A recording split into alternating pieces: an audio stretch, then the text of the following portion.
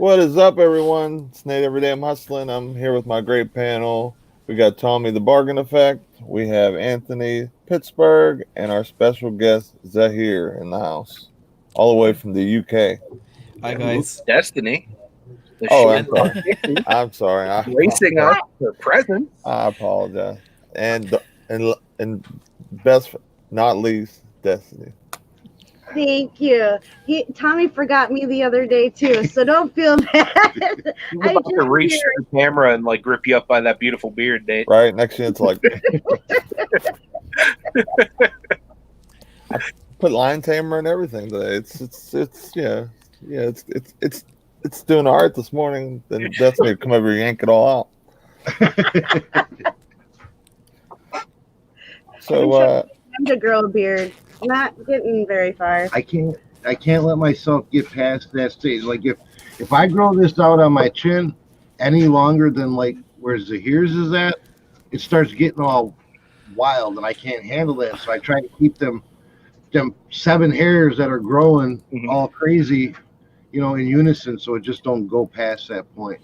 I've tried a beard myself, and I would love to have a beard, but I just can't do it. It just interferes with food too much, and like honestly, that was my main reason. That was my main reason. yeah, once the stash starts going crazy, like it's long, it just it I have to get that trimmed every once in a while, or it just not doesn't work out. I actually went to the stage of looking at YouTube videos on how to eat a burger with a beard, and like I actually did that. I know it's really silly, but there was a guy who's had this amazing beard, and he was like, the best way is to cut the burger, and then he was doing this thing where he lifts his mustache, and I was like, it was too much effort, and I thought it would take too much enjoyment away from eating a burger, and I really like eating burgers, so the burgers won out. Did you see Kelly the Econ Mom Ward's comment? I tried a beard, but my husband wasn't too keen on the idea. One of these days, I will come on here and I will have the best beard out of all y'all guys because I'm looking for the right one. Nice. You excited, Tommy? Can't wait. You love the Phil Gristle on your cheek, huh? I can take it off and brush it. I think we need to do a live sometime. Just have Nate eat messy food, like really barbecued over barbecued ribs, with sauce. We need to get a more high definition camera on Nate, though. Yeah. I want to see every particle. I think if you guys have ever seen the Barbecue Pit Boys, they sometimes do it, and there was one episode where they made this amazing burger and had like egg in it with runny yolk. I love putting the fried egg on a burger, man, and then just squeezing the juices out everywhere. It's too messy for me. Mm-hmm. The struggle is real. The struggle is real. Hashtag beard life. Anthony, you want to do the hellos and the brownie points? Sure. Brownie points today go to Justin Jacobs. Thanks to my wife. Oh, where's it at? He gets an empty box with Fiber One instead of getting those beautiful Christmas tree ones I bought. Then we got Land Shark Picker in the house. What's up, Craig? We have Cajun Root Reseller. Good to see you. Alexis, what is going on? Bluegrass Picker. My man Anthony, how you doing, buddy? We have Kelly the Econ Mom Ward. What's up, Kelly? Grimes Fines in the house. What's up, Justin? We have In It to Flip It all the way from Minnesota. Just looking for some of them knowledge bombs in the pickle. That's how I thought Zaheer was going to show up today, was as a pickle. No, I'm being respectful. You should be respectful. Not everyone wants, I want to see the pickle. Oh, you could do it. You could do it. Reselling addicts are in the house. What's up, Jenny and Jeff? Just Me, Kathy. Good morning. CJ Speno. Good morning to you. Swamp Picker, what's up, Glenn? Good to see you. We have Emily Conway. What is up? She's excited to see you here this morning. So am I. Uniquely Thanks. Me, Tracy's in the house. Everybody, if you don't know Tracy, go show her some love. Uniquely Me. She's an awesome channel. DC Sales, the master of the license plates in. What's up, D? Good to see you. We have Norgus R. What's up, Darlene? Hope you feel better. I was told you were feeling pretty sick yesterday, so been praying for you. Yeah, she was live this morning, and her voice is pretty bad. So Gotcha. We have Cheese Flips in the house. It's Tracy. Good to see you. Marie Perlette, what is going on? Theosa Sales, what's up, Lisa? Good to see you. Hey, thanks, Tracy. She told me safe travels. I'm leaving for Disney after this. We're heading to Orlando. Oh, that'll be fun. that's awesome. You're gonna be really, really close to my aunt's house because the airport in Orlando is in her backyard, pretty much. Nice. I'll just roll over there and be like, hey, Destiny sent me. All right, sounds good. She'll love that. She said you'd put me up for free and feed me. Yeah. And then she'll Bad dog, what is up? Bad dog in the house. I think that's pretty much everybody. It looks like there's a lot of pickle fans out there. Oh man, really? Theosa Cell says, I want to see the pickle. And just like that, my mind went into the dark side. It's just, All right, it's just, so Zaheer, you have to go wiggle your pickle for Theosa Cell. you know what? I'm a serious reseller, and I don't, I come on here to share my extensive knowledge, and sometimes I get the feeling that people just think I'm a bit of a joker. I don't know why, but we just have to leave it at that, I suppose. Oh, that is so funny. It is a lot of fun. Yeah, you need to. It's really easy to do, guys. You can just download a Snap Camera, like it's an app. You can download it you can download it for free. It's completely free. It's like there's no pay thing. We have a lot of people in the chat that are very happy right now. Yeah, I mean, Everybody in chat got to see Zaheer's pickle. oh god, no! Don't tell Beck, she's asleep. What is it called? She's taking a nap. It's called Snap Camera. It's actually, that app Snapchat, on all the young hip kids use. It's like a filter program for that, but they released it so you can download it on PC or Mac. So you download it and then you run it. So you run it in the background and then you log into StreamYard.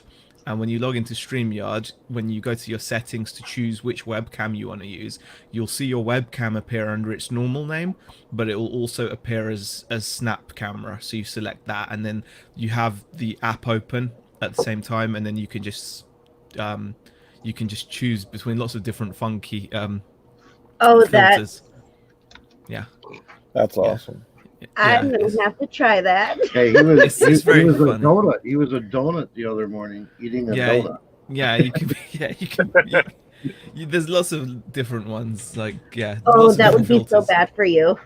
Is wonder that if why you were hungry for donuts? Yes, he had. He made me go out and buy donuts. He was eating donuts. I bought a ring donut. That Yeah, looks really good.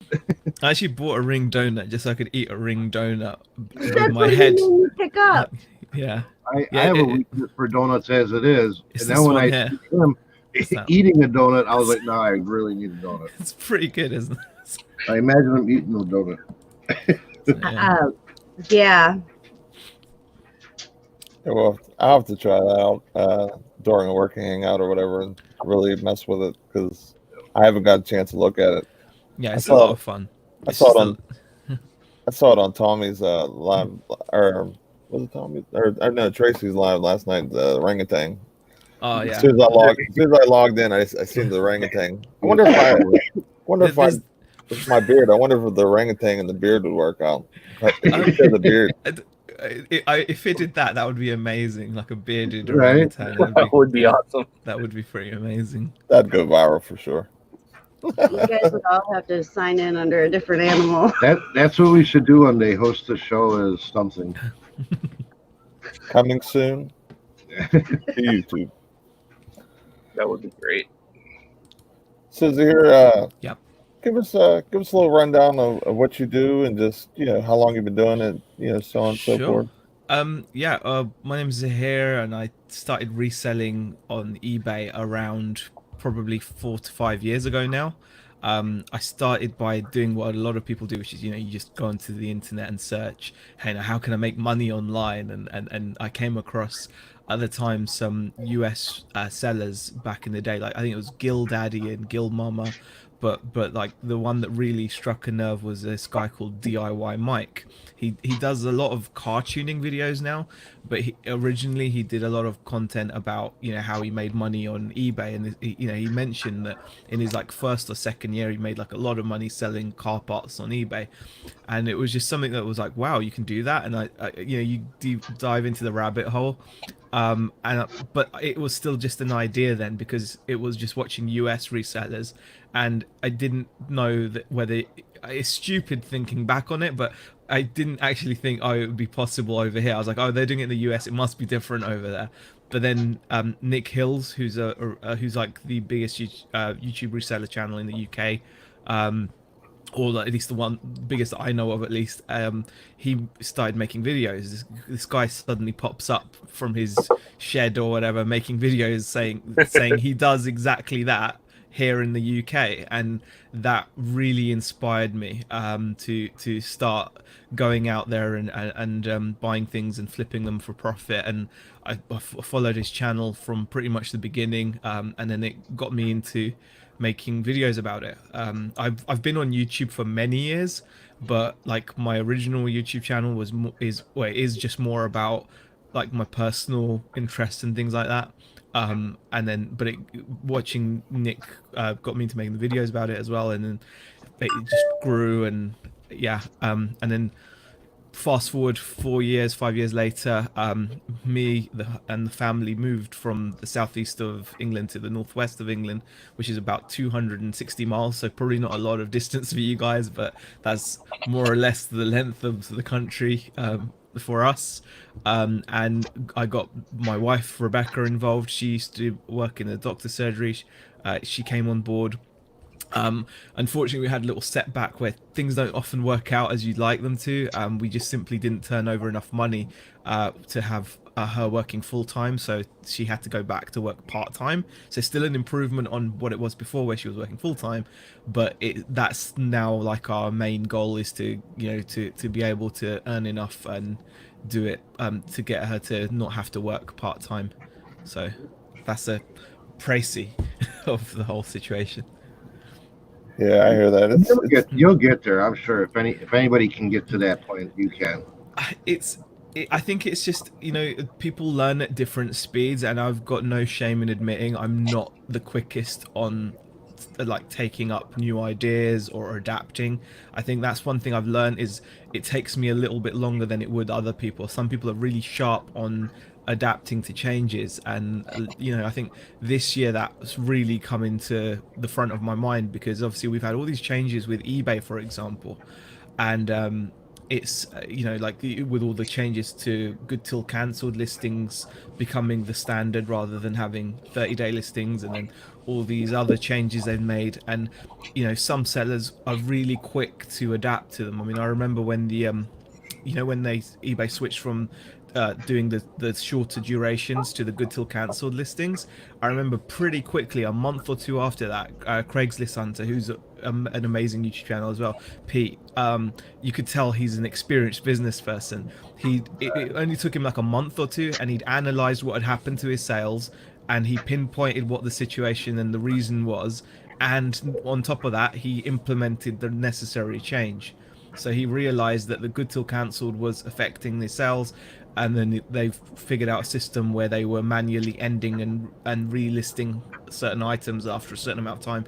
And I'm watching this, but it's just bouncing off of my thick skull. I'm like, I didn't actually, really implement that, and I paid for it, and I think that's just who I am, and ideally I'd like to change it, but it takes time. Yeah, sure. See, I've always ran good till canceled. Mm. And then, I look every day in my seller hub at what's ending today. Mm. And I look at those, and I look at if there's any watchers on it or how many views it's getting.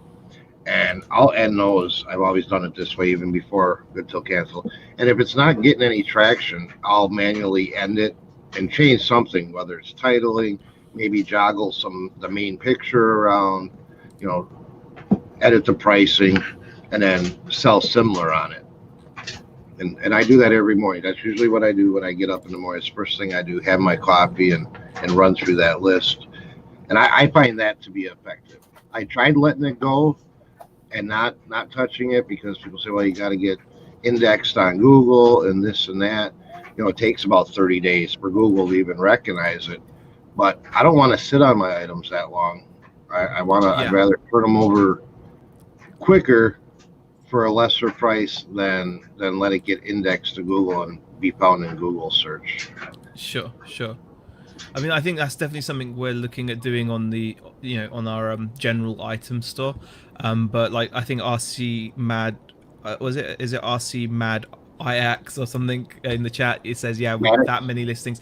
I don't have 5,000 listings, but we do have a store which has got about 1,600, and even that is quite, and a lot of them are multi-quantity, and I'm always afraid of bulk editing stuff with multi-quantity, because like if you've got any sales history, or if you get the quantities messed up or whatever, it can cause some unnecessary headaches. The last thing you want is to have an item which you're down to one, and then you relist it as sell similar to refresh it, for example, and it flicks it back to your original quantity that you put in, and then someone places an order for a couple of them, and you're screwed because you've only got the one left, and that worries me. So that's one thing that I kind of leave alone. You do have to pay attention to that. We did get we got hit on something where I didn't realize it put the original quantity in, and then so I'm sitting here thinking, oh, I got 3 of the, or whatever it was, 3 left, and I actually had none. Yeah. I was like, because it didn't zero out the inventory. So I got hit on that once with cancellations of like 3 of them. Mm-hmm. Yeah, I just did a bulk of adding international shipping to some items that are older to hope it would help move some of them or whatever. And I did I selected all, but I didn't edit all of them. And there was a couple items that were out of stock that I just sold last night, and they actually put them back into inventory as quantity of 1 again. So I had to go back and hurry up and change that, because I didn't want them to sell again. And I wish if I had it, they did. But it was because I was looking, I'm like, how did I gain 3 listings? And then I see nothing out of stock, because what I do is, as soon as I ship it, I take it out of stock, just in case like they cancel or anything like that. So this way I feel every time that I make a sale and I delete it really quick, because I do my shipping really fast. Like, it's basically, if something sells and I'm home, it's shipped out and gone, I feel like I have a better chance of getting another sale. It's just something crazy in my mind, but it sometimes it works, I feel like, but it's just more activity, like with the count. But if I'm right, you work full time as well, don't you? So in a way, you feel like you have to be quick on, because I can't imagine how annoying or stressful it would be to let a weekend of sales build up, for example, and then have to worry about shipping out on Monday morning, as well as then making sure you're on time for work and everything. It's a different set of pressures, isn't it? Oh yeah, I mean, like, I don't sell a lot on eBay, not by choice. I wish I did, because I would like to have 50-50 with Amazon and eBay. But like today, I have 3 items going out, 1 waiting payment. That's a really good day for me. You know what I mean? So usually it's like 1 or 2 items, not too bad. But as soon as I'll get home from work. My wife hates this, but as soon as I come home at 10, 11 o'clock at night, I'm packing my orders that sold during the night. And usually I have it all in arm's reach behind me. Sometimes it's in the basement, but it's not really a big deal. But I just like knowing that, hey, as soon as I wake up, my stuff's done. Or if I do have to ship something, it's just 1 thing real quick, throw it in a bag or box and ship it out. And it just I try to keep a process because, like you said, with like, with me working, it's tough, and I don't want to have, wake up or end the show, for example, and I have 20 minutes to go to work, and I'm packing 5 items and frantically running around the house, my hands like this, like running around. Yeah. So, you know what I mean? I mean, I've heard you like talk about this before, and why obviously that leads you to do a little bit more Amazon, because you've got that benefit of them holding your items and shipping for you. Right, In the UK recently, Nick actually introduced us to like a service. When I say us as a community in the UK, like there's a service called Habu, and I'm sure there must be something equivalent over for you guys, but there are now, this company acts like a fulfillment service, but for eBay. So, That's cool. and it's worked pretty well. Some people have tried it out and are happy with the service. Where, so they list the items and then they ship them off to Habu and they store them, and then when they sell, they pick and pack and ship the order. And that's obviously allowed people to free up their time to either source more, or if you're working as well, that can be quite a benefit. So I don't know whether it'd be worth you looking to see if there's any companies that are equivalent, because obviously Habu are like a UK based company, but right, there may well be something, and that could help you send, do more eBay, because then you won't have that stress, because you can do the same thing, and because right. you've already got the mindset of selling on Amazon. Like, I still can't get my head around it as often as I should. I know how to do it, and I have done FBA, but I like being able to list the item, it be for sale, and it be there ready for me to ship. Right. I still need to, become more consistent at being, okay, I'm gonna just scan it, put it in a box, and then send it off, and then it just doesn't compute. Yeah, like the Amazon mindset, it's totally different. Like Anthony can Mm. confess, he started doing it, and not having the product with you and shipping it feels kind of weird. But at the time for me, like especially because of my job, like it's almost like a sigh of relief because, for example, I ship up to 125 items a week just through Amazon. So, it's a very high volume. I mean, just even if I did it, pack 5 days a week, that's 20 or so items going out every day. That's a lot of packing, a lot of Oh yeah. time that I save. So, paying a little bit more in fees just to have them hold it and do all that. I mean, it's allowed me to be able to do that because if not, there was no way I could see myself packing and doing all that. Plus eBay and YouTube and just being a dad and a husband. You know what I mean? That there's no way. My wife would probably divorce me, and I'd be in a house by myself, full of inventory, probably sad and lonely. That's for sure. Yeah, just me, Kathy dropped the link for Zaheer's channel. So anybody that isn't subscribed to him, make sure you head over there, Yes. subscribe Very to him, kind check of him you. out. He's got awesome videos, awesome knowledge. He shares quite a bit, and sometimes you get to see his pickle. Yeah, I like doing our best thing that we do is really our Friday chat, where Beck and I just sit and chew through the week, as it were, and how it's very casual, it's very laid back, so it's not like serious or anything. So Mm. Those are the channels I like. I like the laid back, just kind of natural, unscripted stuff. That's what I yeah, enjoy watching and interacting with. I think it's like with the whole community side of things, it's nice to have a place where you've got like an online water cooler type situation where people can just come in and chill out. Most of the people that watch this type of YouTube content, they know the basics of how to sell and buy on eBay. So there's only so much, I suppose, that you feel like you can really add in terms of useful information. So, and I think most people just like it for the company, like it's company, because as I'm sure you guys have discussed, it can be quite lonely. You're just Yeah. you're out just either sourcing alone, or and then you're like picking and packing stuff at home, or you're at the office listing, or whatever you're doing, and it's very solitary. So it just makes it, you just like, that's why the listing hangouts, or the working hangouts can be quite fun, because it's everyone, everyone in the chat's like, yeah, I'm just getting some listing done, or I'm getting some photography done, and it's just, it's just a nice way of doing things. Yeah, I really enjoy them. Like when I'm, I work, I do this, and I don't really hang out with anybody outside of, you know, my house basically, because I'm always so busy with stuff in the house, the kids and everything else. So, Yeah. doing the working hangouts and stuff is my like just hang out time with like my friends, like because that's where I view everyone in the chat, and everyone supports us as friends and family, and doing those things, it makes me want to go live because I have so much fun doing them, and it's the chats and the laughs, and I do get some work done. I probably don't do as much as I should, but I just enjoy it so much. That's why I love doing collaborations and having guests, and having you on the show, and Yeah. other Yeah, it's people. not. Yeah, I mean, the thing is, it's like the other side of it is as well.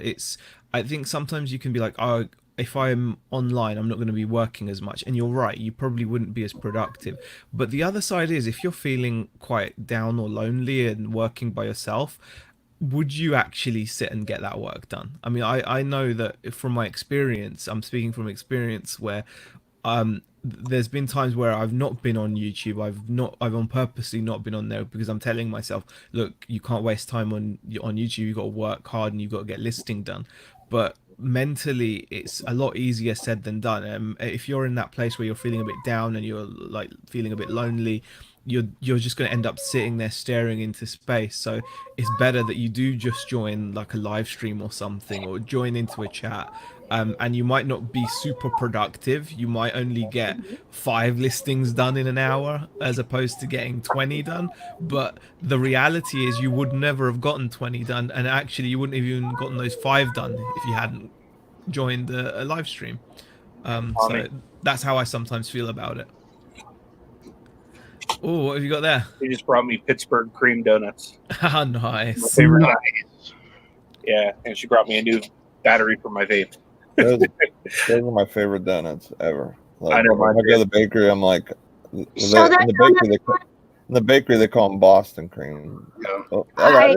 These are Pittsburgh cream. Instead of custard, it has icing in the middle. See, I like the custard. Black and yellow frosting on it. See, I like the custard. I'm about to mukbang this thing up, guys. I'm sorry. I'm not running to get you a donut right now, just so you know. She said right now, but she knows now. Since I've seen a donut, she will be going at some point. The request is in the next transactions after the show. Yep. Pending delivery. Yeah, right. Pending delivery, exactly. So Waiting for payment. Yeah. If anyone has any questions for Z, please put a couple question marks in the chat, and I'll try to make sure to get to them. If I miss it, I apologize. I'll try to watch over it for you too. See, what did you start reselling when you first started, selling on eBay or? Like a lot of people, it was I did a lot of toys, and looking for video games. I watched, as I said, I started watching Nick Hill's videos, and he kind of showed me the value in things like certain toys which I wasn't really aware of or really into, but pretty quickly you kind of figure out what you enjoy listing and what you don't enjoy listing. So I did also buy quite a few board games in the beginning as well, because board games can be really valuable, especially when you're buying them for 50p or £1, and then you're selling them for like 15-20 pounds. Obviously at the right time of year. They don't sell all year round, but they can be very profitable. But I over time I realized I didn't enjoy doing that enough, and I kind of naturally gravitated towards more electronics. I like selling electronic items. Like before I started reselling, I was always in some kind of sales job, and whenever I worked in sales, I was always in hi-fi. So naturally I kind of gravitate towards hi-fi, and that's probably one of my favorite things to sell, is like separates. But a couple of years ago, you never know where this is going to lead you. That's the thing. One of the things with this whole lifestyle is you just don't know what opportunities are going to come up. And we came across this opportunity to buy a massive amount of modeling and radio control spares, like car spares, and it kind of took over our business for the last 2 years.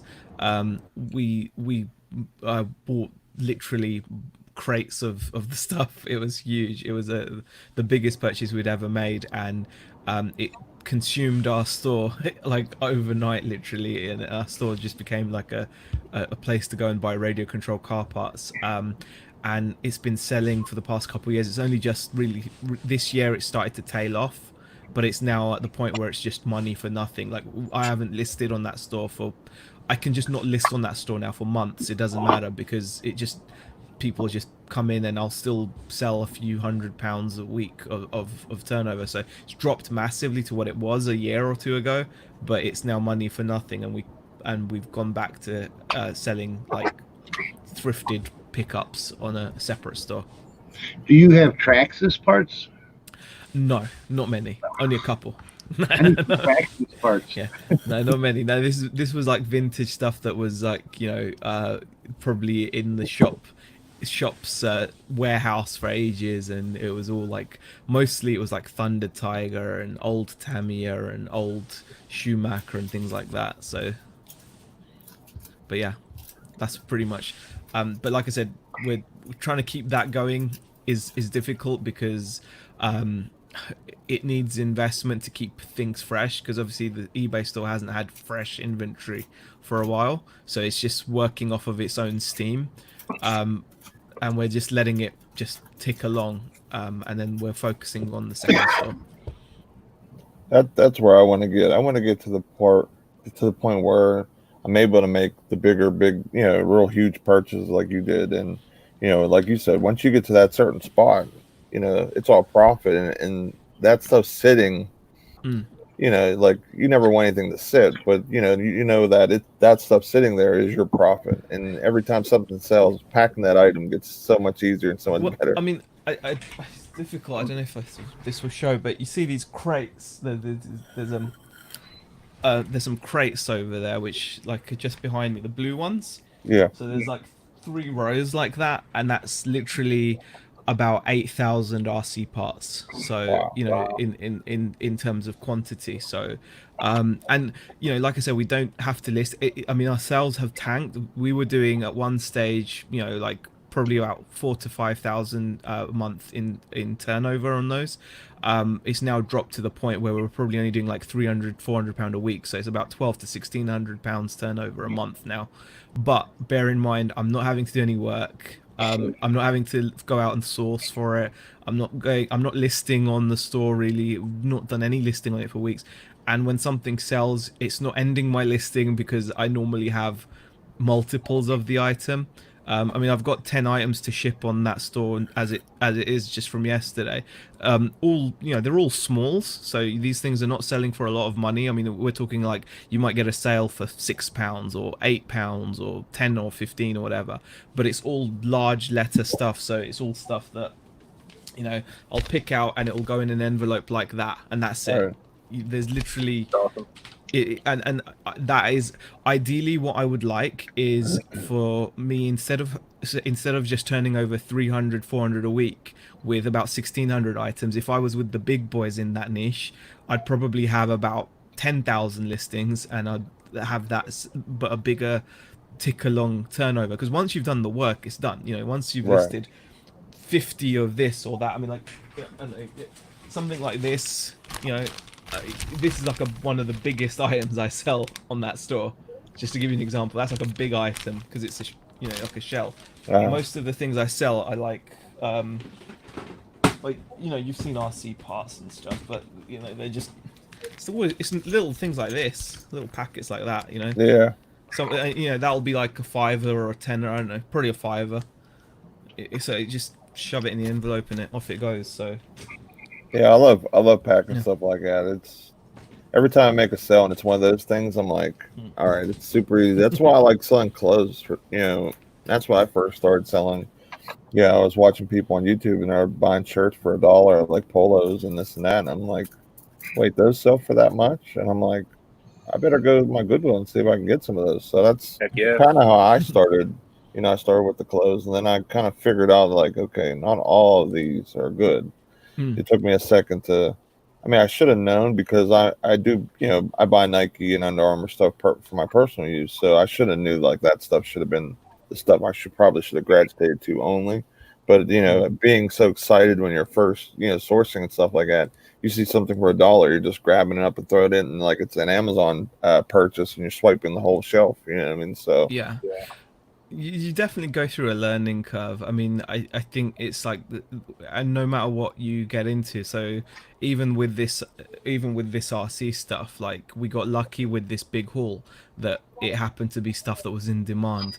And then then you can make the mistake thinking that all RC parts are going to be in demand, and then you might buy a job lot of something which doesn't move fast, which is what we did as well. So you buy inventory thinking, oh, it's just going to move like the other stuff did, right? It's the same, but it's not. yeah, It's the right.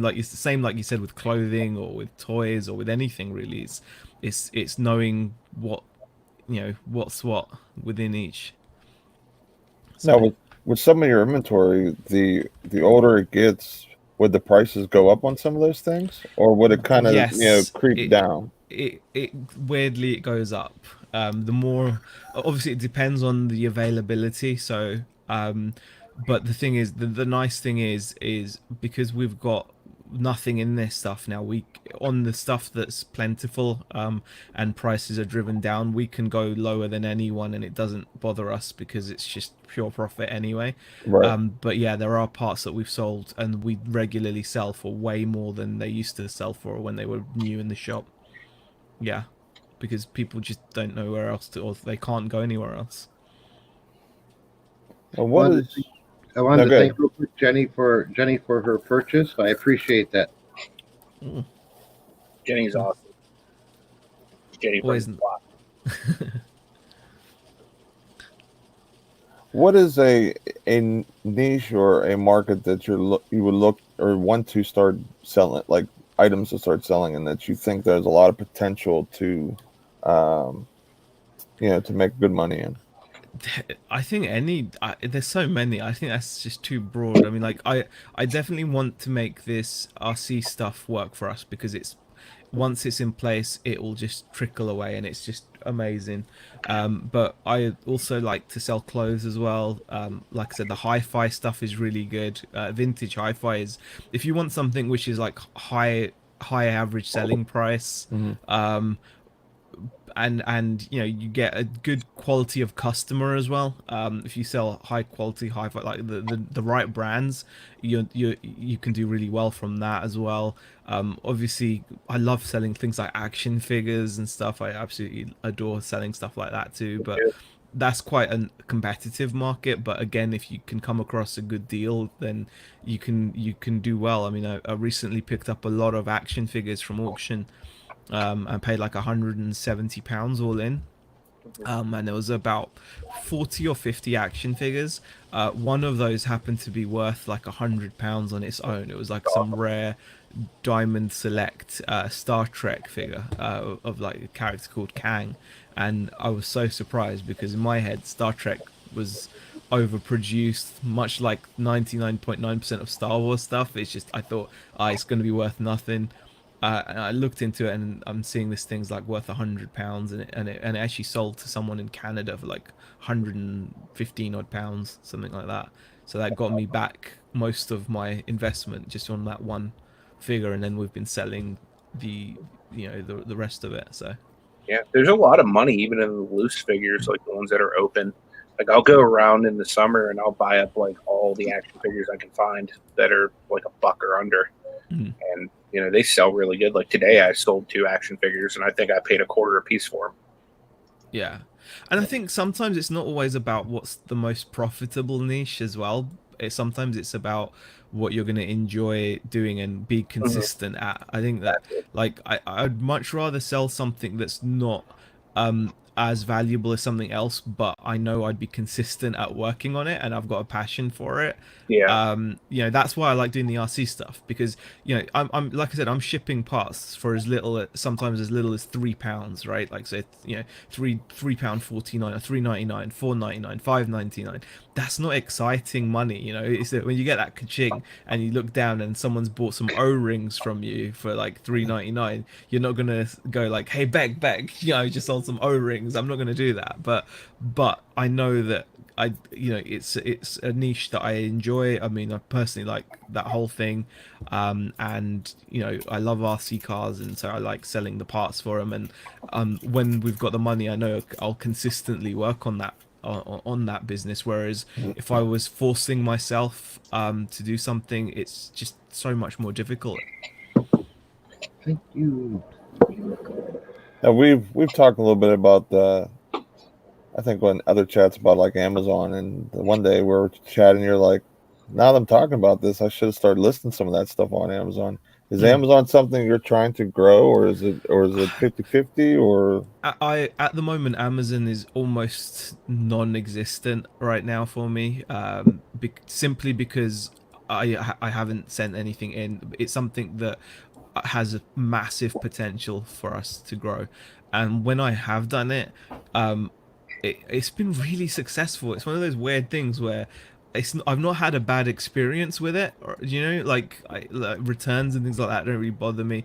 I've had the odd return on Amazon, but it doesn't phase me, you know. Like, it's just I need to get my head into the habit of doing it and accepting, you know, how that it's a different way of doing things. But when I've done it, it's been really successful, and I've always said, why are we not doing this? And then I stopped doing it. You know, it's just dumb. There's no logic behind that. yeah, like when I first started, at first, I was hearing about the cell velocity and how good it does, and I didn't get that uptick until I started using the repricer, and now that I'm using it, I mean, man, I couldn't see myself not using one, and and I can't believe I didn't do Amazon sooner. But like a lot of people, they don't know that Amazon you can even sell on there. I mean, So I think, like, as well, even on Amazon, there's so many different ways of doing it. Like, um, when you start talking about things like reprices and RA, that for me is like an instant turn off. Like, I can't do that. I can never see. I can pretty much safely say that's always going to be my least favorite thing to do, is to, you know, go into something like RA. And, you know, I'll do it on the odd occasion, like say if I come across like a really cheap action figure or something, and I see it's got a good sales history, yeah, of course I can buy that and send that in. But for me, Amazon is also about the used stuff. I've done really well with selling used electronics, like small used electronics on there. They do really well. I mean, you could easily, I've said this a million times, and I'm sure there are people that do this every day, but I'm stupidly not one of them. I could literally sit here now, and I know of a bunch of items I could buy on eBay at the normal eBay going rate, and I could sell some of these items at 10 times that price on Amazon. I'm not even, that's not like an exaggeration. That literally there are items that you can buy for, you know, yeah, well, maybe 10 is a bit much of an exact, at least 5 times, at right. least 5 times. So there's plenty of items you can buy for £20 and sell for 100 easily, and I don't do it. Like, I know of these items, they're selling every day on eBay for £20-25, and I could just buy them, put them in a box, send them to Amazon, and be paid 100 for each of them, and I don't do it. How can you explain that? Yeah, you're right. With a lot of the used stuff on Amazon does do good, like the combo, like the DVD combos, the video game stuff, books. I know Dee does them, flipping particles. She does like new and used books, and she does really well. I do a little bit of books as well, and it's just amazing potential, and you're in a good market for both. So, it's It, it's not more one sided where like kind of like how we are a little bit, like Amazon is really trending and eBay's kind of just staying kind of stagnant, I'd say. I think we kind of emulate the US market. Maybe we're a bit behind the curve. Cheers. Yeah, maybe we're a little bit behind the curve, but I think we tend to emulate the US market. And I think Amazon is definitely something that is just it's just getting stronger and stronger, definitely. And then you've also got other platforms that are starting to cannibalize eBay a little bit. Like obviously, a lot of people sell their stuff now on Facebook Marketplace, and other apps like Depop and those things are coming in, which are maybe taking share away, only tiny amounts of share, but they're still taking tiny amounts of share from eBay. Whereas Amazon's just in its own lane and it just keeps getting stronger and stronger. So it makes sense to do more of it, definitely. I just want to say that Kelly Ecom Mom, if anybody out there that has Worth Point could give her a hand checking out the value on something, that'd be awesome. She picked up something on a really good deal yesterday. Ooh, Garfield. Yeah. She's just trying to get some research out. I've been in situations like those shoes I had, I couldn't find them anywhere, and if it wasn't for somebody with Worth Point, I would have no idea what the price of that. Did you sell them, Tommy? Those listed and sold within 48 hours. Oh yeah, yeah. What was the price you got on them? 160. Nice. Yeah, I remember those.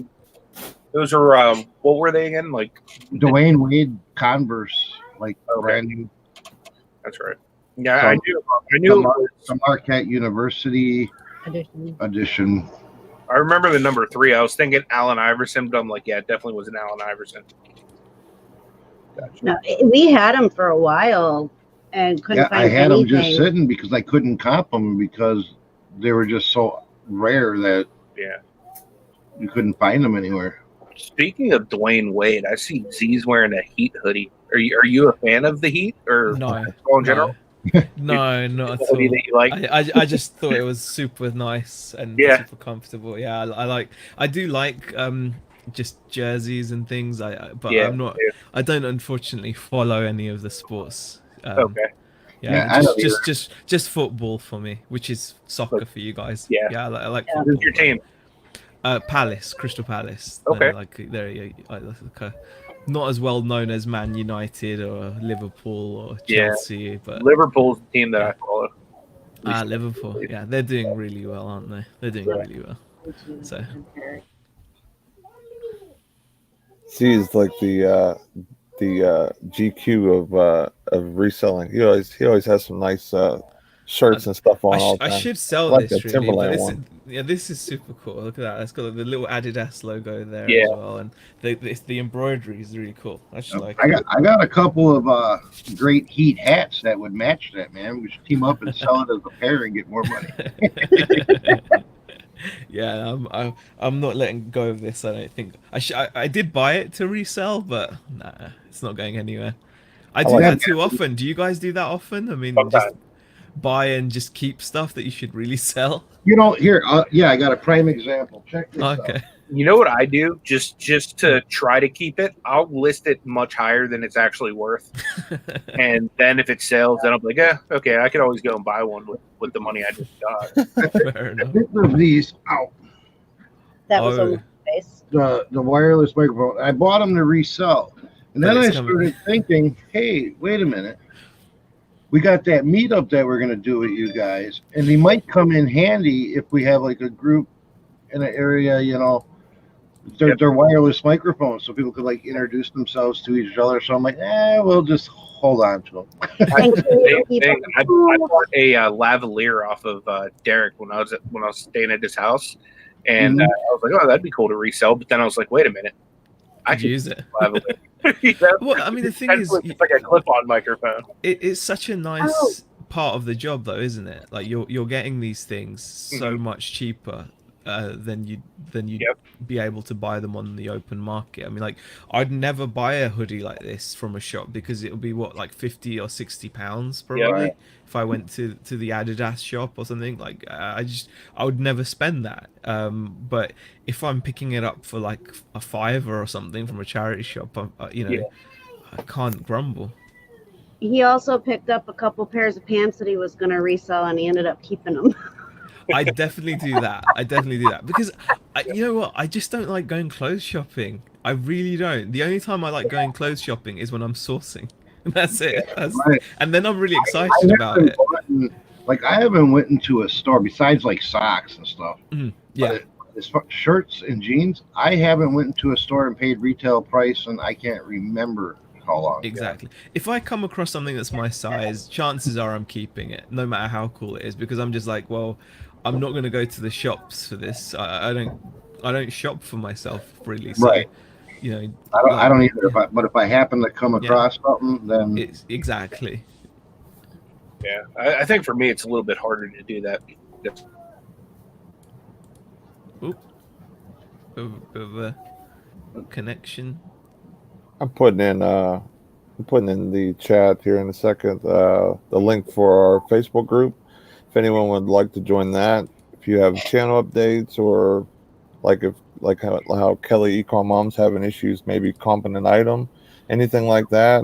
I mean, we're a super chill group. Just put it in there, and we'll try to get you some help, or have someone that you'll see it that'll help you guys out with that. We're really very chill and relaxed with that stuff. We don't have really any limitations or anything. Just be cool and chill, and that's all we ask. pretty open forum. The only rule is don't be an ass. That's it. Tori says my daughter takes the stuff I buy for reselling, and like we clothe our kids pretty much from the charity shops as well, and it's one of those things. It's like you think about how much money you save, and then it makes you feel it just frees that up for more fun stuff.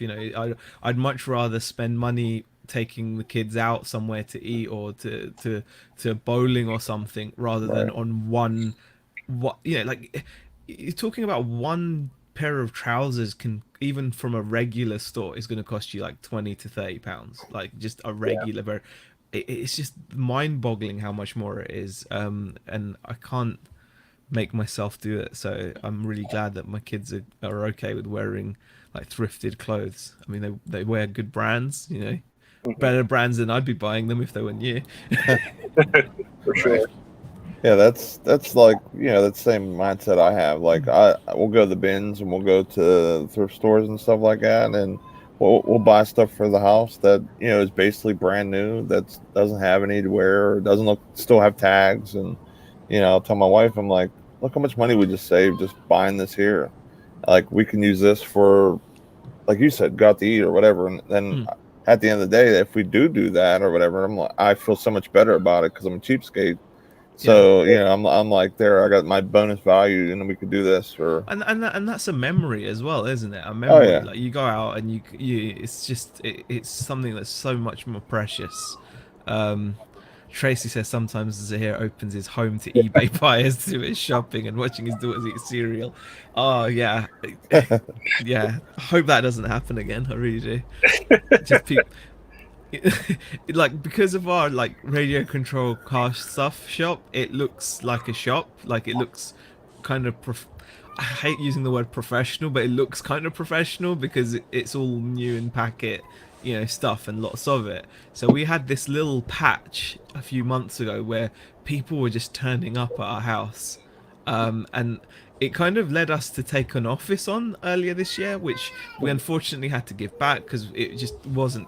We weren't making enough money to cover it. We had pretty like rough year this year when it comes to eBay, like that. We didn't grow as much as we thought we would. So we end up having to give that back, which is another reality of doing this. Not everything is always upward trajectory. right. But yeah, so now everything's back. We may end up with that same situation again. And the funny thing is, we had all these people turning up at our house. The almost 8 months of being at the office, no one ever turned up at the office. So it was like it was You like got an office designed for people to come to. No one came, but no one came. You But have, when we your had house it at set up. home, people were like knocking on the door, going, "Oh, is this?" Yeah, it's like no, it's just a house. I sell stuff on eBay. It's like, Like how do you know where I live? yeah. Well, in the You've had UK, that a it's lot. law. Yeah, in the UK, it's our law. We have to have our address on our eBay stores. Oh really? Yeah. So you have to actually display a contact number and a address. Yes. Oh, wow. Yeah. I did not know that. That is crazy. That would make me a little nervous to do as much as I do, like reselling wise. I'd be a little nervous. No wonder you wanted to get an office. Yeah, well, yeah, we wanted to get an office because people just turned up, like, and it was like a weird little patch of time. It doesn't normally happen, and it hasn't happened since. But They pulled up. They had their little shopping bag ready, and they're like, well, they were like, oh yeah, have you got any of these like 10th scale petrol cars? And I'm like in my living room, and my daughters are eating their cereal. It was early in the morning as well, and it was just weird. It was a very weird experience. Yeah. We've had a ton of people show up because my business is registered under Google Business, and people would just show up and be like, "Oh, are you a thrift store?" I'm like, no. And they're like, "Oh, well, it said that you buy and sell used items, and you are on Google Maps as a thrift store." I'm like, "Well, I'm an online e-commerce. I do everything online." Yeah. So I actually had to go into Google and put a real generic address in and really, really emphasize online only. Online, yeah. We get calls too, lots and lots of calls. Yeah, I get calls. I don't mind the calls, but I just don't want people, I'm sitting there chilling. In a way, you don't mind people. TV and all of a sudden it's like... part of it I don't mind because it's just another, it's another chance to sell something, right? Right. Yeah. But, not when it's infringing on your personal space. It's like, like you I said. do not want anybody in my house that looks like they're from the movie The Hills Have Eyes. Oh Sorry. gosh.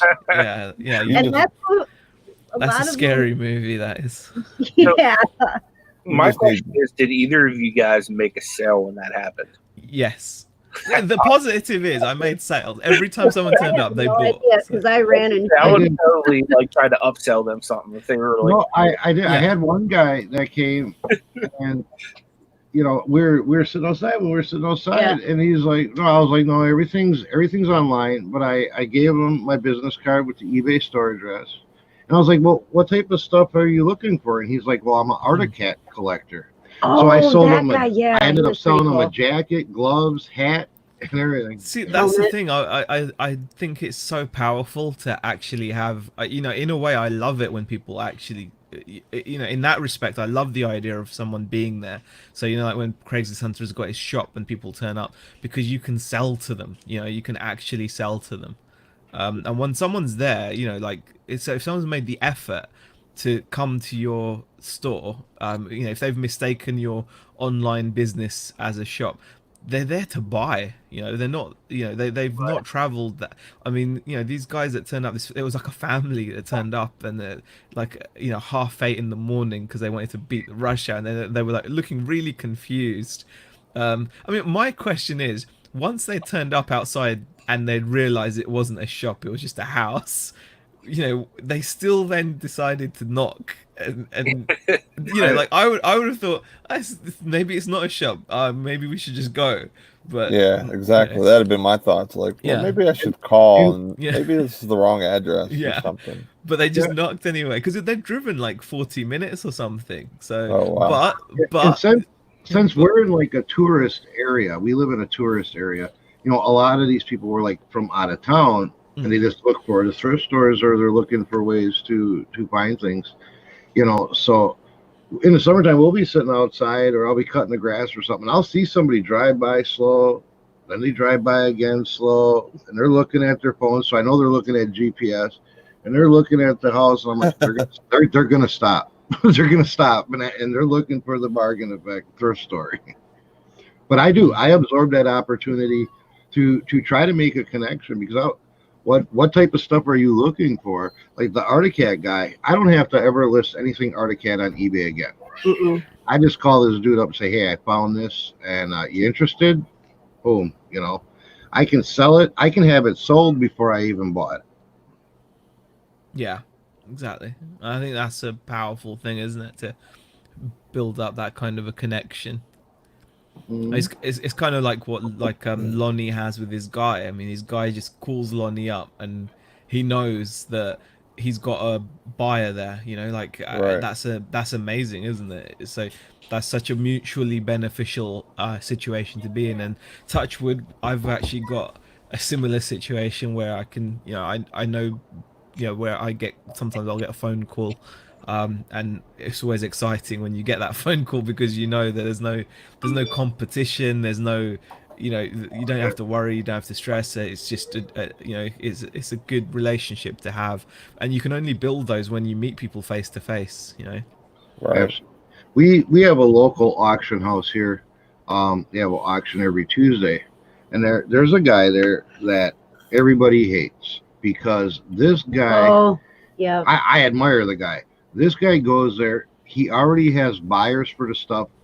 He'll get on the phone and be like, "Hey, how they have this? How much you willing to pay for it?" So he already knows what he's going to sell it for. So he knows how high to bid on it. Wow, And I that's mean, amazing. he does a lot. So he comes in, he looks at everything, he makes a yep. Hey, Well, he that makes a gives bunch him of that phone gives him calls. that gives him so much more spending power in a way, because Yeah, you know, like, because he's already got the end price, it just yeah. makes him, And people get mad at him, yeah. and they're like, "Oh, that's not fair," Yeah. And Well, of course so it's fair. yeah, it's very fair. And they get Yeah. all mad at him. I'm like, man, I think the guy's brilliant. Yeah, yeah. He's selling something I before need to he get gets in on that. the Yeah, dollar out. exactly. Yeah, and we've talked to him, and Tommy's like, I know what you're doing, and he's like, yeah, he's like, it's the only way to go around here, with it being a small, There- small town. There's no risk. I mean, I go to an Yeah. auction and I buy things, and to an extent, it's a gamble because you don't know what you're going to end up with. This dude already knows what it's going to sell for, and all he's doing is taking it from the auction house to his buyer and getting money in his pocket Yeah. to transport it. It's a Mhm. done deal, as it were. So Yeah. whereas Yeah. you don't know how long you're gonna possibly have to wait to Absolutely. make it liquid again, whatever you've bought. I think Yeah. a lot of people were scared of him too, because he looked like an older biker, and that's how he just. Yeah, to some people, he would have an intimidating look. 'Cause Yeah. he did. He wore the biker vest. He had the long hair. He's a big dude. And I mean, he was my kind of dude. I went up to him and like, hey. He That's the did. thing. Most people are decent and nice, aren't they? That's the thing. I think it's risky to just judge people on that kind of stuff, because you just don't know. And like, he was probably really polite, and he openly admitted to you what he's doing, and he was cool about it, wasn't he? It's not like he was like, it wasn't like he told you to back off out his business or anything. Well, No. a lot of people I notice, in the thrift stores, at the flea markets, they try to hide the fact that they're a reseller, and I don't. I tell people straight out, I'm a reseller and I make money. And sometimes they're like, they don't want you making money off something or stuff. But more than that, I get so many people, oh, I got some other stuff you might be interested in, or man, I'll hook you up with a deal if you buy a bunch of it. It works out for me. I tell people straight up, I have a stack of business cards I carry. I hand them out to everybody that I engage in conversation. The What you kids just have said, business cards too. Yeah, my kids have business cards No, that we but- hand And they out. hand out. what you just said there really reminds me of Golden Finger Picker. I remember that he used to do like a YouTube reselling chat, ages ago. Yep. And he would often talk about that, like the importance of actually letting people know and having like a business card, because you're right, it really makes a difference. I mean, there's a couple of places I go to where they know that I'm a buyer, and that is of massive benefit to me. I get deals that no one else that goes there will get, because they know. And I think that is such an amazing tool. And you're right, I think it's almost a natural instinct. I think especially when it comes to going to thrift stores and things where obviously they're selling items for like charity purposes. I think there's that kind of, it makes you feel awkward. You're going to buy this and you're going to sell for profit, and it's like you shouldn't look at it like that. They're getting what they want, and you're getting something out of it as well, and you're not getting that extra profit without risk. That extra profit you're making on top of whatever you've bought from a charity shop or thrift store does not come without risk. And I think that's something that's important to bear in mind, because people like to just think, you know that this item X is worth that much and you've only paid like a couple of pounds for it or whatever. It's like, yeah, but it's only worth so much if I take this extra set of risks. It's only worth that extra money if I'm willing to list it on eBay and then deal with everything that comes with that. Well, even like the thrift store, it's 2 blocks away from us. They know that we're resellers. They love us on Thursday, clothing bag day, because we go in there and we just usually fill up a shopping cart about once a month. And then I get deals like they had a tote of remotes, like TV, stereo remotes, and they had them down to $1 a piece, whatever. And I go through them and I look for like the branded good ones, Yeah. And the guy comes out from the back, because I had a stack of remotes. He's like, I'll tell you what, I'll give them to you for $0.25 a piece, but I got 2 tubs of them. He's like, but you got to take them all, the good and the bad. We ended up paying $5 total for both tubs. Wow. Yeah, because they didn't even want to count them out, so they were like $5. So Wow. we actually paid less than a quarter. Yeah. And there's times they'll get things in the back. They don't know how to price it, or it's going to take up too much, Space. shelf area or whatever. And they'll be, yeah, we just got this stuff in the back, especially if it's a lot of one type of thing. Mm-hmm. I'll be like, I think that's the best. We just got this in the back. Come check it out. Tell me if you want. When you get backroom access, as it were. I know that sounds dubious, but when you get access to the stock room, then that's a really good situation to be in. And then they had a bicycle. What was it? Yeah, Schwinn? it's because they had an old Schwinn sitting out front, and they had $20 on it. Yeah. And I comped it, and it was going on eBay for like $3.25. And I'm not going to ship it, and I wasn't going to buy it and sell it locally, because everybody around here is just poor and don't know what that stuff is. But I went in there and I showed them. I said, look what that's going for, unsold on eBay. I was like, you guys are losing a lot of money for $20. They marked it up. They went outside, marked it up to $125 as somebody bought it. And I was like, if I would have known it would have sold that fast locally, I would have bought it for $20. Yeah. But they appreciated that I did that, so then they kicked back, And then exactly. And I mean, we know all the employees' first name basis, and they get excited when we walk in. We see them out in the stores, and they stop us at the grocery store and have a 10-minute conversation. So I mean, it's cool. It's cool to develop those relationships. Mm-hmm. Very much so. And when customers get sassy with them, I step in. And then there's just saying. There's a local auction that we have a rapport with. I'm known as the dollar dude. If it goes down to $1, they know I'm automatically bidding on the lot.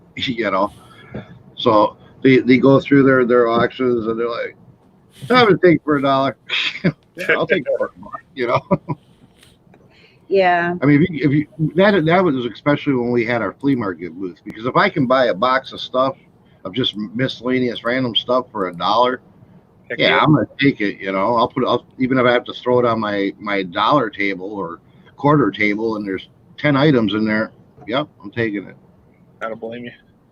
I did the same thing. There was one time he got 20 boxes for $1. I was so mad. At the auction, I paid $1 for 20 boxes. It was a big mound of stuff, right? Before I left the auction, I sold $40 worth of stuff out of that pile. Nice. Well, that because nobody wanted the pile. They'd rather pay $10 for this one thing than they have to take the whole pile for $1. So I was real happy with that. Yeah, but I wish they would have bought more stuff, because we had stuff on our laps going home because we only have a small. Yeah, we didn't take the trailer. I didn't. But the moral of the story is, don't hide your reseller. Let people know and make contacts and connections. It will pay off. You'll have some people that are going to give you the cold shoulder, and but it's more beneficial than it's not. Let people know. You also have a relationship with the post office. They have his number up on the pegboard next to the checkout area for people who don't know how to ship. Yep. They give Tommy's number to the person that needs to ship something, so that he can get it all, help them figure out how to ship it, because they don't have time, and they try to walk people through it, and they get frustrated. I mean, a lot of times at the post office, they don't want to do the job they're supposed to do, much less help somebody pack Yeah. something they're trying to send, you know. So they'll be like, here, call this guy. He knows all about shipping. I know a way of getting not having the problem of people pulling up to your house with the address situation. You get a sign like my wife's has. She had for Halloween. It says, "I'm the crazy lady that has the big deep freezer in the basement." She had that. You should have seen the guy came up, FedEx guy delivering, picking up packages, and UPS guy. They knocked and they would run down the steps like a few steps because they were so scared because of the sign. I wish I videoed it. It was epic. It was so funny because I had it on my camera, but I don't know. I can't pull the recording off my camera. I'd have it as a video. Sure. Oh, it was awesome. Okay, guys, I've really enjoyed it, but I'm gonna have to make a move now. But Thanks for hanging out. No, not at all. Not at all. It's been a pleasure. I've really enjoyed chatting to you guys, and hopefully I'll be back on at some point if you'll have me. Oh, But, absolutely. Yeah, sure. But I've got to get to the post office now, so otherwise I'm gonna be late. All right, Oh, guys. man. Thank you so much for having me. Have a good day. Thank you, guys. It's easy. Everyone who isn't sub to Z, his links in the description, along with the other members of our chat. This is a rotating show between me, Pittsburgh, and Tommy, the Bargain Effect. Do you do business cards too, Nate? That is something that I'm looking into doing right now. Yeah. I was doing a couple things last night, and I just got my logo like retouched up or whatever, and so this way it would be like really, really high def, and the resolution and everything was real on point. So yeah, that's something I definitely want to do because like he was saying, like if you don't tell people you're a reseller, then you're going to miss out on a lot of opportunities, especially at like garage sales and things like that. Like a lot of stuff that you see sometimes, people might have priced up real high or whatever, and at the end of the day, they're like, you know what?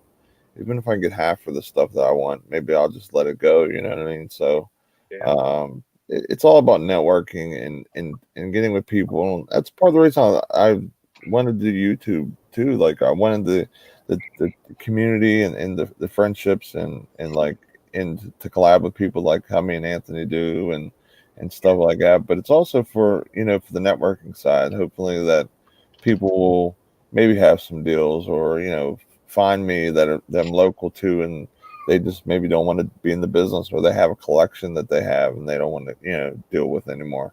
Like I was talking to my old neighbor the other day at the post office. I mean, he has that awesome video game collection that I got to go check out soon. Mm-hmm. And you don't get those opportunities unless you open your mouth and let people know that, hey, or pass a business card and say, hey, this is what I do, and I've done Facebook posts like on the buy sell pages for people like that.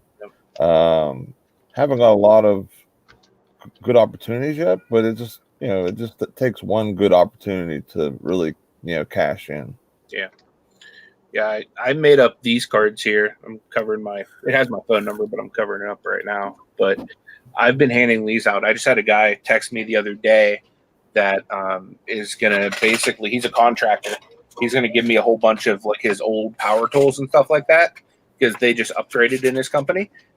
He wants to sell them on eBay, and essentially he's basically agreed to only receive 40% of the proceeds. So he's like, yeah, you can have 60% of whatever you make on there. So like I've had several people reach out to me like that just wanted to sell stuff too, and I'll go over and pick up their stuff for pennies on a dollar. So it's helpful to have that. Yeah, because I mean, like the more you do it, the better chances people are actually going to call. Like we went to that huge garage sale. Me and you did, and I got them shoes and things like that. They bought storage lockers, and I was hoping that they would call, but they didn't. But it's a chance that it can happen. You know what I mean? They might buy a couple lockers and get totally smashed with inventory and not have anywhere to put it. And next thing you know, I'm getting all kind of stuff for a great deal. So I think it's more comforting to people though when you have a card to give them, because then you almost seem like more legit. Yeah. You know, like at least for me, like if somebody handed me a card rather than just writing down their phone number, I'd be like, okay, well, this is like a legitimate business person. He's not gonna like, you know, try to chip me over or whatever. Yeah, 100%. I mean, it's all about how you present yourself, and that is the ultimate way of, you know, making people say, okay, this isn't some guy that's trying to scam me or whatever. I mean, he has money. He's not, you know, a crook or anything like that. So there is some of those type of people in our area that, like, I went and tried to buy something the other day, and like they were like, meet me at the post office. So I go to the post office, and next you know, it's like, go in this alley up this way. I'm like, wait a second. I'm like, so I start creeping that direction. Then they switch the spot up again. So I'm like, okay, I'm leaving. This is getting weird. Like I don't understand how we went from the post office to now I'm 3 blocks down the road, you know, behind a big giant building where, you know, it's shut off to the most mankind. So we'll not be going down that way. Yeah, just always protect yourself. Meet in public places, and you know, if your thing tells you one, you know, your mind tells you one thing, usually listen to it, because I don't want to get robbed. Someone's trying to steal my beard. We don't want that bad. And I know once we get our like brick and mortar warehouse, if you know, as long as it's not out in public, if it's a city populated area wherever we'd get our building, I would advertise and promote as a safe meeting place. You know, that would be video camera and surveillance and whatever, where people would feel secure to do an exchange. And I'd put it out there. I'd advertise a public secure, video monitored, you know, public meeting place. That's cool. You might even get some traffic out of it too. Mhm. Right. Yeah, because like a lot of times I'll go meet some people. They'll say, "Oh, I live here," and it'll be like a central location. Then they'll say, "Okay, well, I'm actually this house 2 doors down from it, or whatever." It's usually like something like that. But the last time, yeah, that wasn't going down. I wasn't going to chance that. The thing I love about eBay is like, because before I was doing eBay on a bigger scale, I was literally doing flea markets and like local meetups. And the nice thing about eBay is I just take one trip to the post office, and I don't have to worry about taking another trip later on in the day to meet this person over here, that person over there, you know, so far and so forth. Bad Dog has a question here. Is there I'm guessing a way to speed up the non-paying bidder process?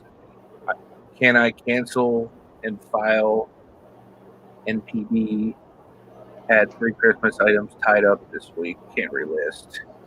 The only way, because if you cancel it on your own, you're going to get a ding for canceling an order. Yeah. Is to message them and ask them if they changed their mind or wish to have the order canceled. If these say, yes, go ahead and cancel the order, then when you cancel, you can check the box, cancel by buyer's request, and then you don't get the ding. What up, man? What up, Alex? How you doing, buddy? I've noticed even whenever I send that message, like, hey, are you still going to buy this? It's been X amount of days. They still ghost me, you know, even to say, no, I'd like to cancel or whatever. Well, ask them specifically. Just say, if you've changed your mind, you know, just let me know if you would like to cancel the order. And then a lot of do that. Do you? See, I've gotten a few where I've never had a problem with it. I usually just do, because I have mine set to go out of stock, like when something, you know, is bought out or whatever. So if I know something's not going to get purchased and just kind of tied up, what I'll do is just add to the quantity. Like if I know that it's going to get canceled, you know what I mean? Like they said that, you know, basically they don't want it, and it's just kind of eBay just kind of has it tied up, then I'll just add to the quantity and relist it myself. And then whenever it goes back, I'll fix it or correct it or whatever the case may be. But yeah, I mean, as long as you have eBay saying, I mean, as long as you have something in your message from the buyer saying that they don't want the item, if you go in and cancel it and say that the buyer wanted to cancel, then you won't get that ding on there. As long as you have that in the message, it has to say that. Right. sure. Yeah, there's been a few people ask me in the chat, how come I'm not gone yet? Just to let everyone know, I'm leaving for Disney after the show. Like, I have just enough time to head to the post office and drop off my orders, and then I'm gonna head over to the airport. But for the next 10 days, I'm on same day uploads as of tomorrow. So you guys will be seeing live streams from Orlando, Disney, like wherever I'm at. I'm going to try to do at least one live stream every day. And it'll be a different time than this show because if I have free time, I'm going to still jump on the show. But you'll probably miss me on here most days over the next 10 days. So you'll still see me. Make sure you're subbed, hit that bell. That way you'll see me walk around Disney or wherever live. You guys I got to see you with Mickey or Goofy, one of them. I just have one request. Yes. One. Uh-oh. Can you go up to the Epcot Center, the big golf ball, and put your hand on it and take a picture for me? Sure. My grandfather, that's the main portion that my grandfather helped build. Awesome. Yeah, So, we'll do that. And don't forget your flume ride request that you had yesterday. RC Maddox wants a Star Wars Coke, Sprite, and Dasani water bottle. Like, would that all be one bottle, or are you talking about similar bottles? Do you want the beverage in the bottle, or you just want an empty bottle? Let me know. Here we go. Yeah. Anthony's taking merchandise requests. Yeah. I actually already have a guy that literally private messaged me. Okay, so there's 3 different from Galaxy's Edge. Yeah, I'm going to Galaxy's Edge. I have like a whole list of stuff I need to pick up for somebody there. and also one other request: get a picture with the Sorcerer Mickey for Tommy. Okay. Yeah, if he happens to be around. If that Fantasia Mickey, I don't know if he is around, but if he's around, you got to get a picture with him for me because that's what I collect is the Fantasia Mickey. Yeah, Sorcerer Mickey. Will do. If everyone's asking you for that stuff, then I might as well ask you for get that stuff too, because it must be hot stuff. Yeah, at least comp it. Yeah. Here's what I'm going to say. Email me. Anybody that has requests that want stuff, email me. Let me know what it is. We can work something out. I mean, I could probably even ship it from down there if I have the time. Yeah, I was gonna say somebody said that you can't go on the plane with the full thing, but you could ship it right out before you leave. I got to ship when I was young and reckless. I brought alcohol on the plane, but it couldn't be over 99 proof. Just so if I could put alcohol, full jugs of alcohol in my suitcase, you should be able to put those. Yeah, but you said that's when you were young. Now they changed it. Like I think you can only take like up to 4 ounces of like even lotion and stuff. Yeah, I definitely will do an RA live stream. Yeah, I'm going to be going to the Character Warehouse. They have 2 of them in Orlando. It's basically a place that they send stuff that was in the park to an outlet mall, and they sell it at like 75% off. So we'll be going to both of those probably either tonight when we get there or tomorrow. Sounds good. I'm excited for you guys. Yeah, it's going to be cool. I'm excited to see Ashley's face because I know how excited she's going to be. You know what I mean? And after talking to her, because I've never really got to meet her yet, and getting to talk to her and her telling her backstory of like, kind of the struggles when she, was little and stuff like that, and how Disney makes her happy. That just really like makes me happy for her. Like really, really like I was already happy, but now I'm like thrilled for her. You know what I mean? Like that's why I grinded so hard past couple months is to like make this happen for her. Like that was one of the main reasons I went on that sourcing trip to Derek's is to make money to pay off Disney for her. See, that's awesome. Mm-hmm. So are you guys going to do one of those Disney trees that I seen you posted? Those were awesome, man. Right? Well, we already have our tree done, but there's Disney stuff around it. Yeah, I see. When you first, I don't know if it was a post or you sent pictures, but I seen it. And I was like, I thought that was your tree, and then I started scrolling through the other. I was like, wow, they went all out Disney. And I was like, ooh, she's gonna want a tree like that now. John Jones says, bring back a mouth for Nala. Ideas for the first rookies we have. Yeah, so I just dropped my email into the chat there. If anybody has something specific you would like from Disney or any of the surrounding area, send me an email about it. I'll look up price, tax, all that stuff, shipping, and we'll figure out, a price that you can PayPal me, and I'll send it out to you.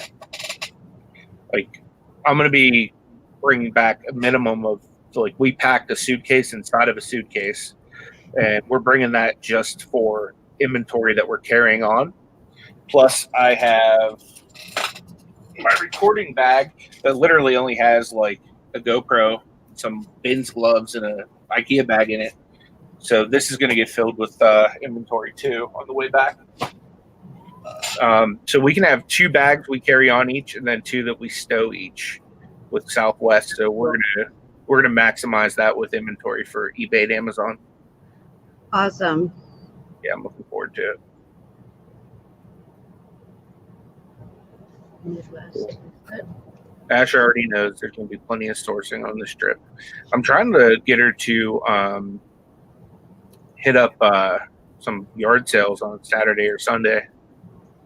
So I know she said that she scheduled it like pretty down to the, we're doing this or this or this. How much sourcing time did she put in there for you? Well, we're not in the parks tomorrow at all. We don't hit the parks till Friday. So today we'll get to Orlando at 8 p.m. Then we'll go get our rent-a-car and probably head either just to the hotel or somewhere to source. I think she said that the character warehouses are open late since it's Christmas season. So I think they might be open till 11. So if we fill up to it, we might go and source like literally as soon as we get there, both character warehouses. But if not, we're definitely going to go to like the Walmart there, because that Walmart is like ridiculous. They have like an entire like plot of the Walmart just with like Disney stuff. So we always go to that Walmart. We'll get like snacks and stuff for the hotel room, that kind of stuff. Now, are you going to be staying in Orlando or Kissimmee? No, we'll be in Orlando.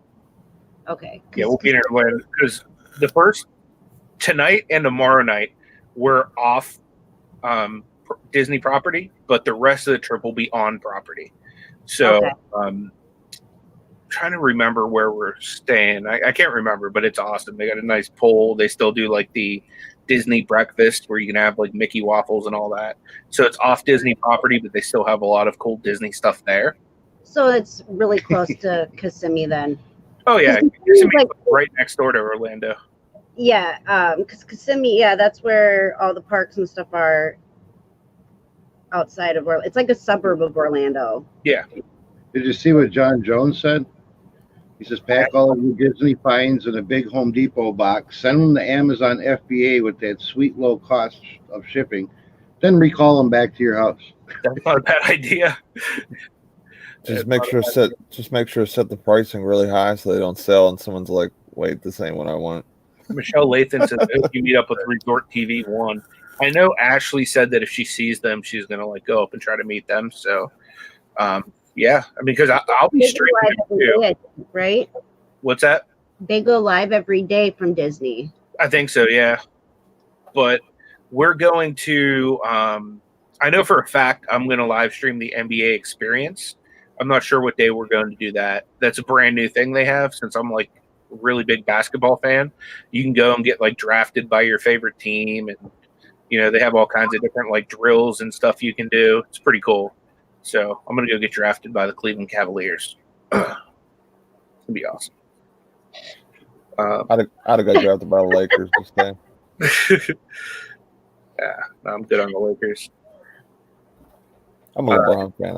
I like whatever team he plays for. He's like my MJ, basically. I like LeBron better when he was wearing that wine and gold. Yeah, where are you at in Florida? A couple of pictures. You guys know where they're at in Florida? They're not too far from where we're going to be. Are you meeting up with them?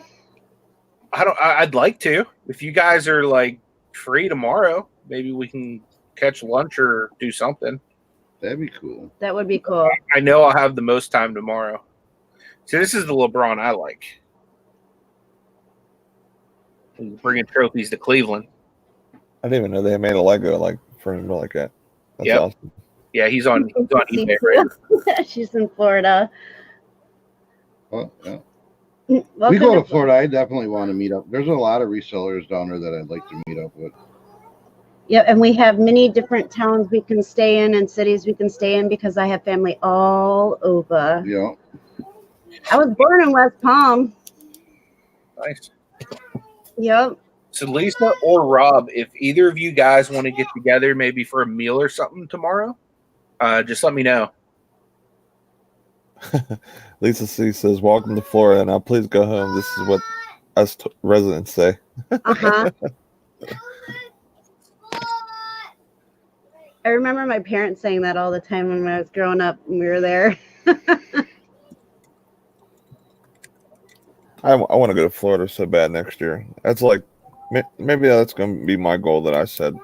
I actually go on vacation with the kids and possibly take them to Disney World or something like that. You should, man. I wanted to do something this year, but it just didn't work out with me being hurt and everything. That's been kind of like a non-negotiable for me and Ash right now since we don't have kids.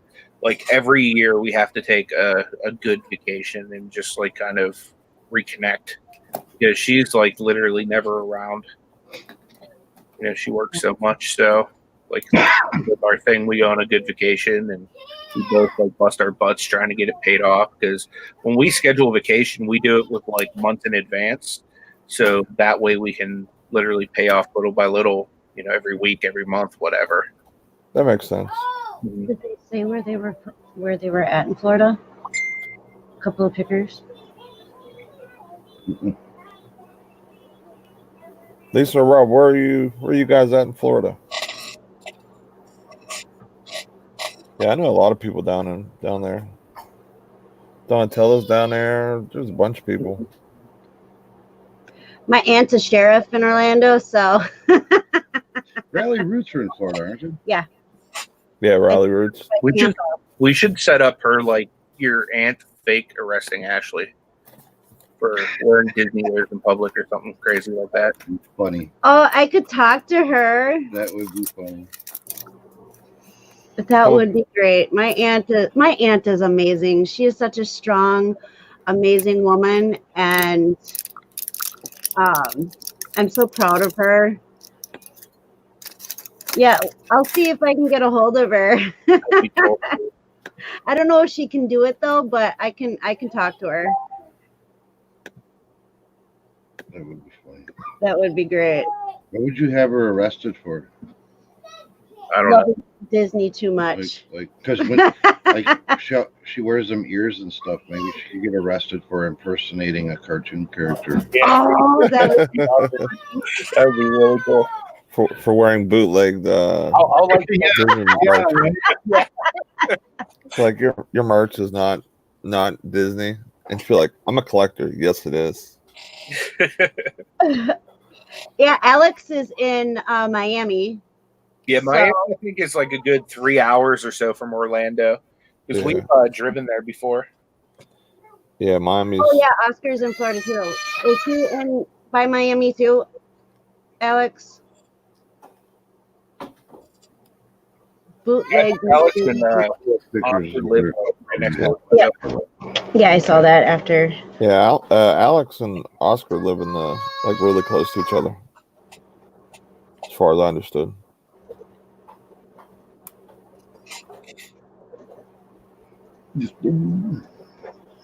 Yeah, I had to write myself a little note. I'm gonna try to get a hold of her today. Nice. That would be hilarious. I would totally live stream that for you guys. I'll send you like the itinerary and like where like our address at the hotel is. I hope she's not watching, so she doesn't know. She ain't watching. She's upstairs with her gram. Alex, I asked if Oscar was down by you in Florida. Down by Miami. Yeah, he says he's defecting to Tennessee. That's good. He's going to Tennessee. You know why? Because he's closer to PA. You can come to our Thank you. meetup we'll Yeah, be I having. appreciate that. Hopefully. Yeah, she's going to be thrilled. Like, she's going to be a kid in the candy store at Disney. And that's awesome. That really is awesome. And I can't wait either to see her. When she talks about it, you can feel the excitement. You can hear the passion. And so actually getting to witness it, I'm sure is going to pour through as well. Yeah, absolutely. Yeah. On the plus side, too, after yesterday, Ash told me she enjoyed coming on for the show. So, All right. So maybe we'll here go live again sometime soon, because I've had this channel for about a year, and almost a year. It'll be a year next month. And that was the first time she ever went live, because she was real anxious about it and didn't want to. She can come on with me anytime she wants. Sounds good, Lisa. Yeah, I was really excited that she like looked way at ease at the end. Yeah, I mean, to where she was like just super comfortable and. It's pretty chill to come on with us, though, because we're just laid back and we just kind of talk about stuff. kind of seemed like once she found the brownies, she was cool. After once the brownies came to play, she was smooth sailing. Yep. She's like, shoot, YouTube ain't too bad. I can sit here, I can munch on some brownies, I can just chit chat. Yeah, I'm super excited for Anthony, man. He deserves it. He's a hard worker. Ashley, she works her butt off, as you guys, as well. She's always working, and it's good to get away, man. It's a way of basically showing, your success. You know what I mean? You earned it. You deserve it. You know what I mean? Right. I'm happy for you guys. Alex only has a week and a half left in Miami. Where are you going? Moving to Tennessee. What? Where did I miss that at? He's moving into, he's having fun. He's turned into a fun employed. Yep. He's gonna go be a farmer. He's giving up reselling and he's going to be a farmer in Tennessee.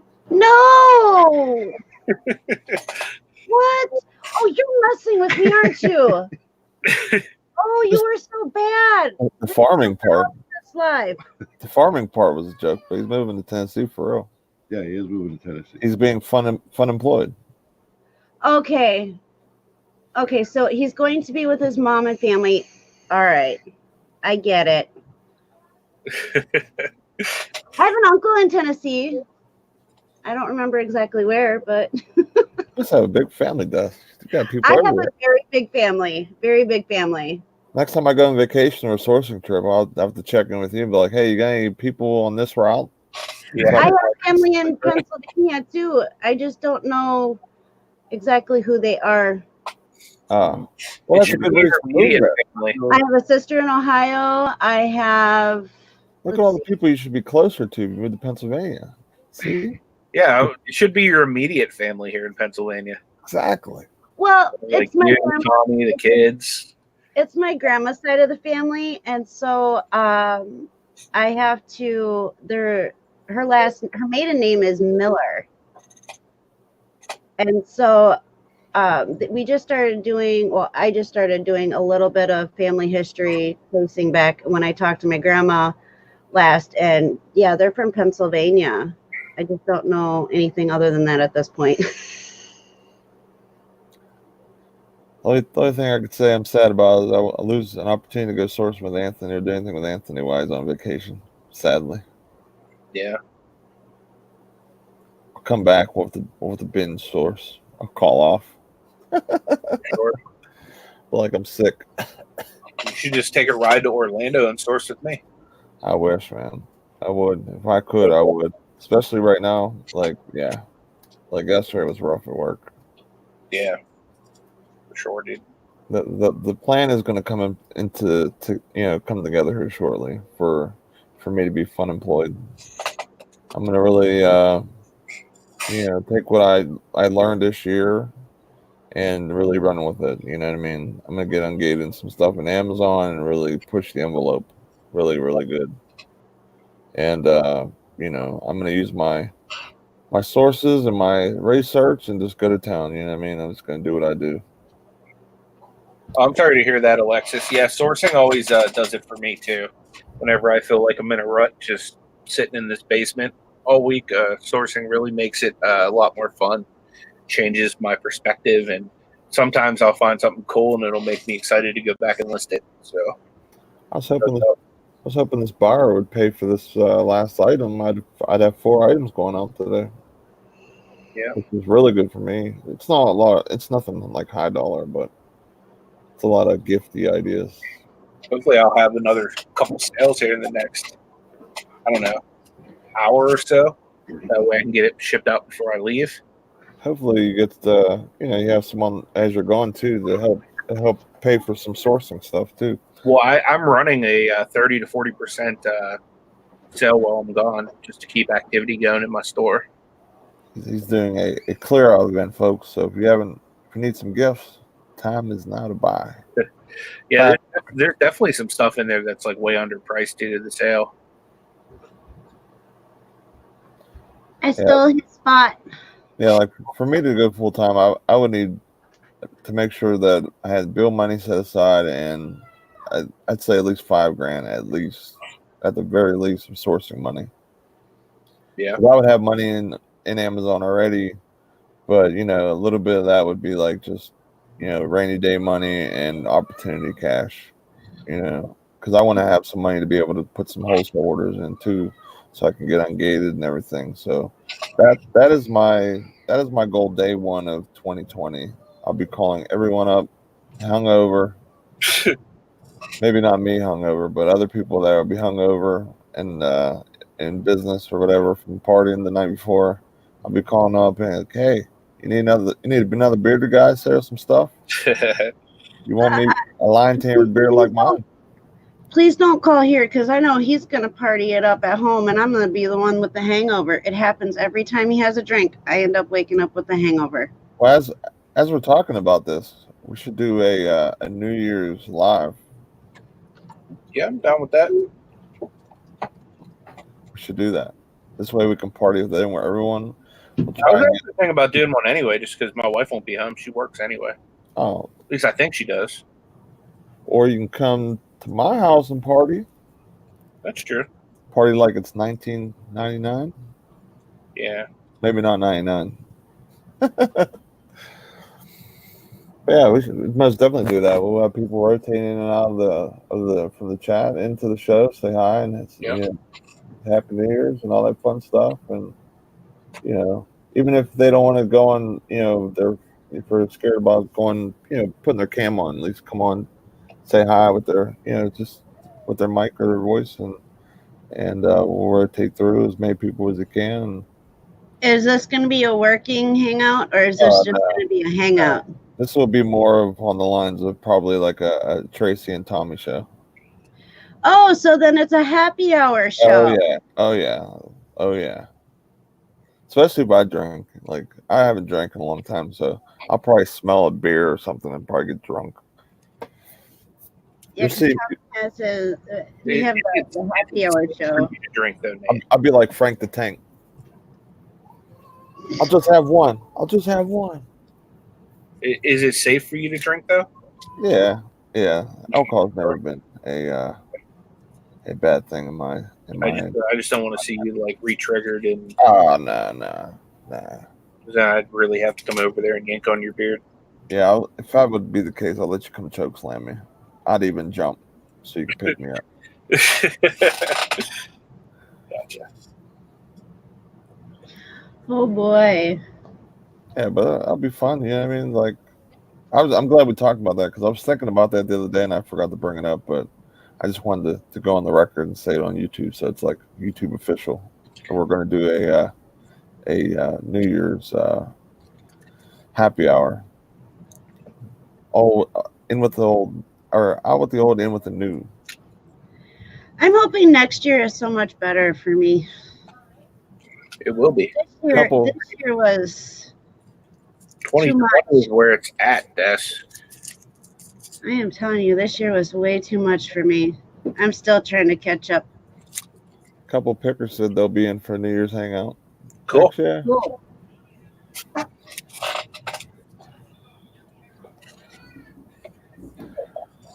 Well, we're going to probably end this now so Anthony can pack and we can say our goodbyes and all his good best wishes and everything. If you aren't subbed to Anthony and you want to check out his content, especially his Disney content, I recommend it.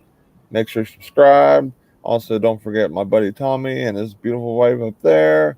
And what more can I say? If you're not subbed to me, sub for just the beard. Just the beard. I even lion tamered it extra today because I knew Zaheer would be on looking GQ. So,